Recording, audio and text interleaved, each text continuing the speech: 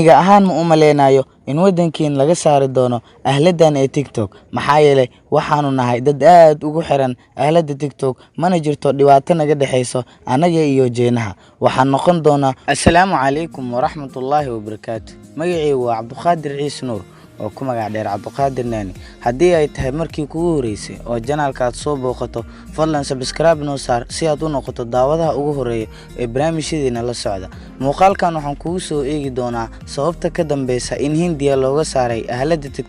TikTok waa application caan ah oo ay isticmaalaan dadka ku nool caalamka iyo intiisa xitaa dalkeena ayaa ah dal sanadihii ugu dambeeyay aad ugu soo muuqda application-ka TikTok haddaba su'aasha meesha taalo ayaa ah maxay tahay sababta Hindiya looga saaray ahlada TikTok application-ka TikTok ayaa laga leeyahay dalka facaweyn ee jeenaha dalkan ayaa ah dalka ku dheereeya ama dal ku dheereeya xagga iyo wax soo saarka haddii aad rabto inaad jawaabta ogaato muuqaalkan dhameyso si aad u ogaato xaqiiqada jirta wadanka Hindiya waa wadan ku dheereeya xagga iyo wax soo saarka dalka jeenahana sidoo kale laakiin wadanka Hindiya ayaa diiday inuu isticmaalo ahlada TikTok dad badan oo aad isugu hadalhayay in wadankan gabi ahaanba laga saaray ahlada TikTok laakiin wadankan asiga ayaa diiday inuu ahlada TikTok uu isticmaalo haddaba maxaa sababay arrinka waxaa sababay dalka laga leeyahay application-kan ayaa bilaaway inuu joojiyo application laga leeyahay dalka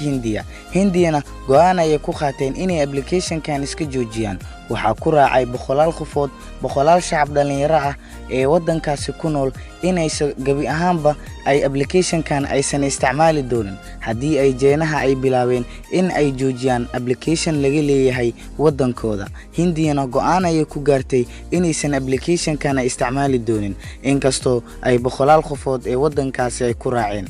maxay tahay cadaawada ka dhaxaysa labadan wadan cadaawadaas ayaa ah inta badan wadanka jeenaha ma ogolo in la isticmaalo waxyaabo badan oo wadan kale ka imaado ilaa waxaan wadankiisa ahayn mooyee ahladan laba wadan ayaa kaalimaha ugu horeeya ku jira kaalinta koowaad ilaa iyo kaalinta labaad waa kuwii wadamadaas ayaa kala labada wadan ee hadda cadaawada ka dhaxaysa Hindi iyo jeenaha adimo ku faraxsan tahay in Hindiya laga joojiyo application-kan fikirkaaga noo la wadaag qaybta commentiga su'aasha kale aad isweydiinaysid ayaa ah miyuu qayb ka noqon karaa dalkeena Soomaaliya haddii Hindiya laga joojiyo ahlada TikTok su'aashaas ayaa kaaga baahan inaad jawaab u hesho haddii aad muuqaalkan dhameysatana waad fahmi doontaa inuu wadankeena qayb ka noqon karo iyo in kale haddii ay tahay markii kugu horeysay oo aad janaalka soo booqato fadlan subscribe noo saar si aad u noqoto daawadaha ugu horeeya ee barnaamijyadeena ka qayb gala aniga ahaan ma u maleynayo in wadankeen laga saari doono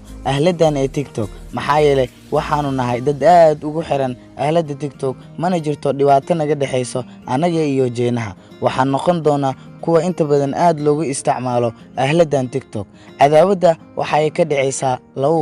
labadaas wadan oo kala wadanka Hindiya iyo wadanka jeenaha fikirkaaga qaybta commentiyada noogu dhaaf haddii aad video ka heshayna saaxiibkaaga u sii share garay anagana like noo saar si ay dhiirigelin noogu noqoto muuqaalka xiga anagoo isku duuban waxa idinkaga tageynaa barnaamij horumar leh